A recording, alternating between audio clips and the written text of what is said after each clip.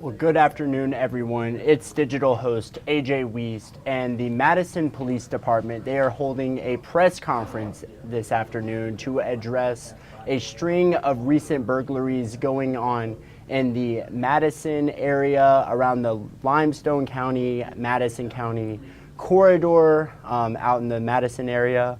But officials say that tools were recently stolen from people's cars in different businesses within that Madison and Limestone County corridor.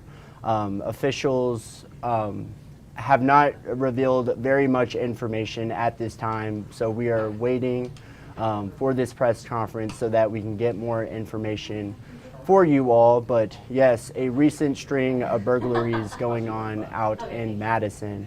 The press conference will be starting up momentarily, and I will take you guys there right now.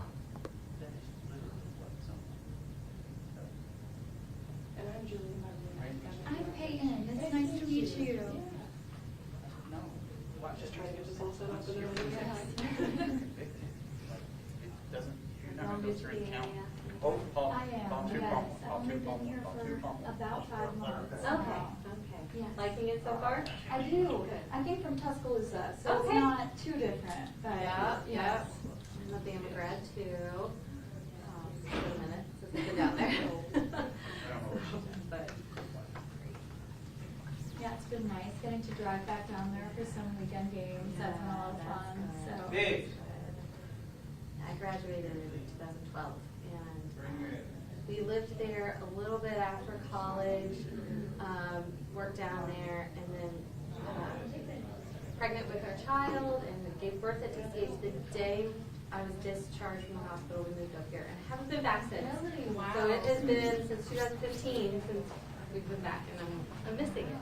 So Yes, I'm sure it's definitely, there's a lot of people for that city, so they're trying to know. like quickly make it a Keep little up. bit bigger. And, Yeah, yes. yeah, absolutely.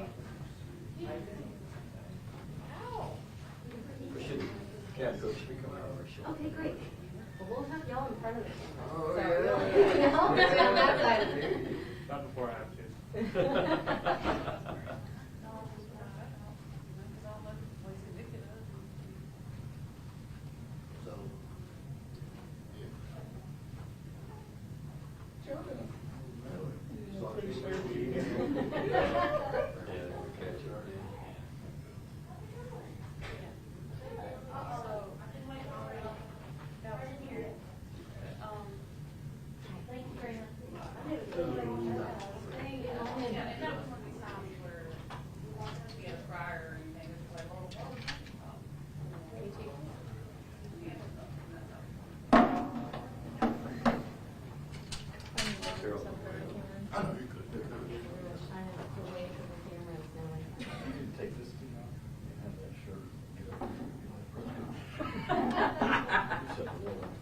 I would. How about yours? It is. I worked translating WAFF, so I'm used to it, but I'm still finding like a good balance of like doing stuff in the mornings and just sitting in my apartment that feels like I'm like having a day. Because I know like days that people would go out to dinner and stuff like that after work or something. That was something that I had to learn to do, was like enjoy my time in the mornings. Yeah, Because I build it usually all the time. And oftentimes I would come home at 11:30, sleep till, or stay up till like 3, sleep till like 11. Yeah, I always tell my boyfriend, I always tell my boyfriend, how did you just go to bed? Like, my mind is still racing and yeah, so it's been a challenge to kind of make that adjustment, but I think I'm finding my footwork a little bit actually. Sometimes I work on myself in school when they're love, but breaking news that often happens after hours. Yes.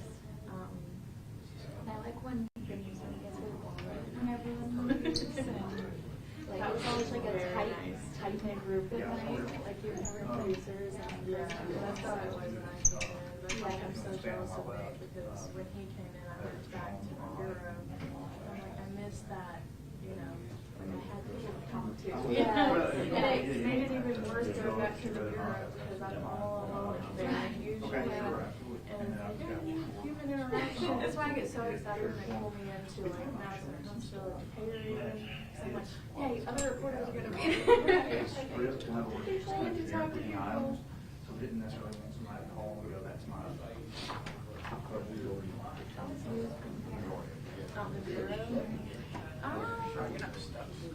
Recently, I mean, not that I'm thankful that Hurricane Helene happened, sometimes I am, but a lot of people out that way have been jumping in and out, and so for the last majority of this week and last week, I did all Hurricane Helene stories. That has been like the big ticket stories. I mean, I went back to the same fire department like 3 times because it was collecting donations and then the donations double and then they actually went and did that.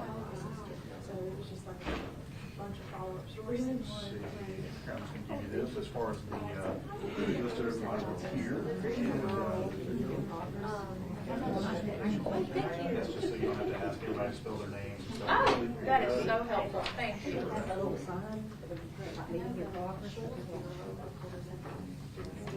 Yeah. She has her work cut out from down there. I don't know.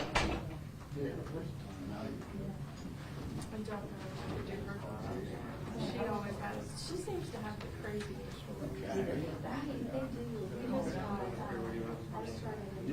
Yeah, you want to just stand on the side? Yeah, you can just stand on this side. Why don't, yeah, that's okay. I can just introduce you all. Okay. Is that okay to put that right there? Yeah, I think so. Okay. That was great. Okay. Thank you. All right. Okay. Thanks everybody for coming. Y'all just let me know whenever y'all are ready, whenever it's all centered up. Whoop! I knew that was going to happen. That's all right. I can get it. Hope it didn't damage anything. Oh, that's totally all right. Can't damage it more than it already. Thank you very much. Okay. Yeah. So yeah, we're just going to go over kind of a synopsis of what we've had taking place so far. We'll have some time at the end for just a few questions. I do want to remind everybody that this is still a very active investigation, and so there's not a whole lot of information that we can give out as far as deep details. We're still trying to identify some additional suspects, and but we can tell you kind of what we've done so far. Do y'all need a sound check? Is everybody good to go? I'm good. Everybody's good? Okay. All right. Well, good afternoon, everybody. Thanks so much for coming. My name is Captain Terrell Cook. I'm the Investigations Division Commander here at Madison Police Department. To my left, to your right, I have Detective Bryce Tates, and to my right, I have Detective Sean Weaver. They were both very instrumental in cracking this case and returning a lot of property to some of our residents and businesses. So early last week, MPD started receiving reports of cars being broken into, as well as some local businesses in the Palmer Road area in Madison. Most occurred during the nighttime and early morning hours. However, there were some that occurred during the middle of the day and the mid-afternoon. Cars were parked at businesses along Palmer Road. A witness was able to provide a vehicle description, and detectives used some great police work to match that vehicle to a known domestic violence offender in our city.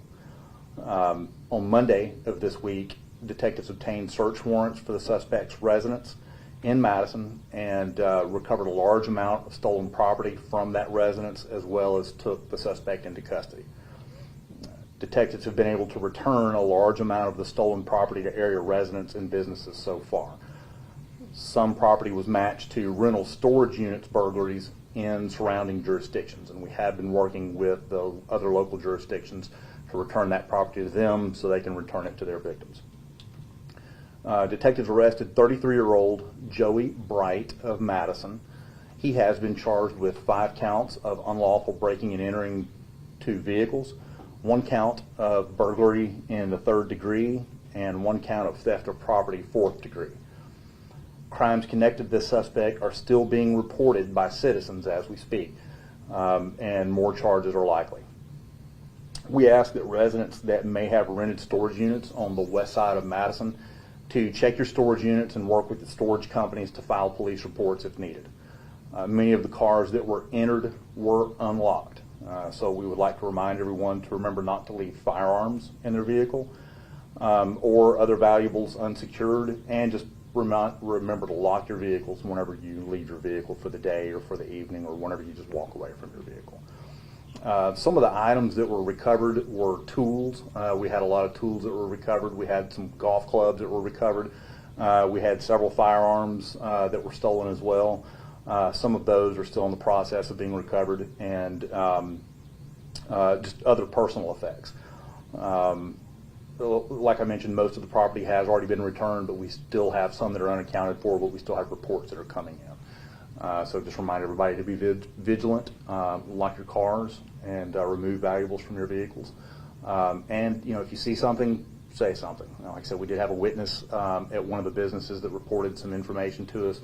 So just please make those reports. A lot of times people may be a victim of these types of crimes and they feel like there's no need for me to make a report, or the chances of recovering my items are very slim, so they just may decline to make a report. We encourage folks to report that to us. We may have your items. So, all right. Any questions? I have many. Was this over one specific night, or was this multiple nights where these items were stolen? Detective Weaver, you want to start? So a few of them occurred on the mid of last week, and then we had one instance occur over the weekend when we came in. So this was multiple times that he had come back to the same area to do the same thing again, or was this a couple of different areas in the city? At least twice in the same area. Can y'all divulge what businesses were stolen from? Yes, so we had North Alabama Gas District on Palmer Road was entered unlawfully, and that's like I said, there's still some more reports coming in, but so far that's what we have. Could you go over the charges one more time? Yes, absolutely. So far, and more charges will be likely, but we've got one count of burglary 3rd degree. One count of theft of property 4th degree, and 5 counts of unlawful breaking and entering the vehicle. And you said that he has been arrested. Do you feel that he's working with someone, or that there's still a danger to the public? But we don't feel that there's a continued danger to the public at the moment. However, these types of crimes are crimes of opportunity. So I think it's important that everybody just remember to lock your vehicles, remove items from your vehicle. And of course, it's still under investigation, so there is always a possibility of more people being involved. When you say more people being involved, do you think they were working together, perhaps? That's a possibility. That's something that we're still investigating, and so we're taking all those factors into account. Is there anything that you can say to know whether these victims were targeted in any way? Thank you. That's an excellent question. So we don't believe that the suspect knew any of the victims, so we don't think that certain victims were picked out. Again, I think it was just crime of opportunity. Vehicles being available, vehicles being unlocked, and so we don't feel that any specific person was targeted. One thing I always like to ask is, is this something that has become more common recently, or is this just kind of one of those spur of the moment crimes where somebody just decides to break into a bunch of cars? Have y'all had a lot of these recently? So thank you. I don't think we haven't necessarily seen an increase of those recently.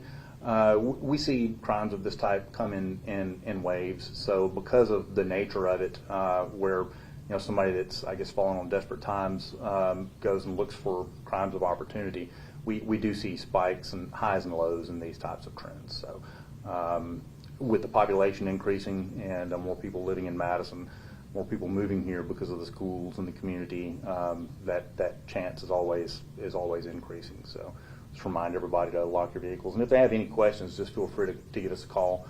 We have over the last, I would say over the last decade, have seen an increase in firearm thefts. Obviously, more people are carrying firearms now, and because of that, more people are leaving them in their vehicles. So we really remind everybody to please don't leave a firearm in your vehicle unless you have some sort of safe or box in your vehicle where you can really secure that firearm.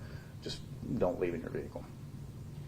One thing I just want to cover, I know you said that the vehicles were unlocked, so there was no breaking and entering in the vehicle, like busting windows or anything like that, correct? That's correct. About the businesses, do you guys know how he may have made entrance to those businesses? Did he do any damage to the property? Detective Tate, you want to share that?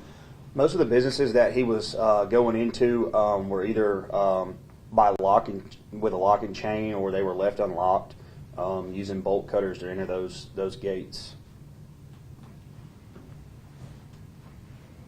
All right. All right. Thank you guys so much. We really appreciate it. That concludes the press conference. Thank you. All right.